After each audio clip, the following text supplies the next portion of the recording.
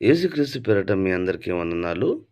ఈరోజు పరిశుద్ధ లేఖనంలో చూసుకుంటే, నీతి నిమిత్తం హింసించువారు ధన్యులు, పరలోక రాజ్యం వారిది. ఏబు యథార్థవంతుడని మనం లేఖనంలో చెప్పుకోవచ్చు.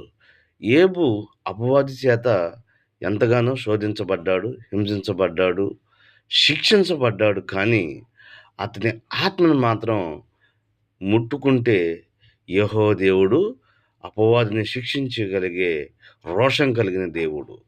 ఏబు అపవాది చేత శోధించబడిన ఏబు యొక్క ప్రార్థన యథార్థంగా ఉంటుంది. ఎలా అంటే, తండ్రి, నా తల్లి గర్భంలోంచి నేను దిగంబరిగానే వచ్చాను.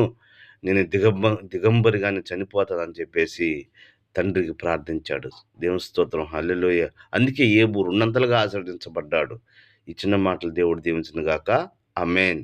ఆమేన్.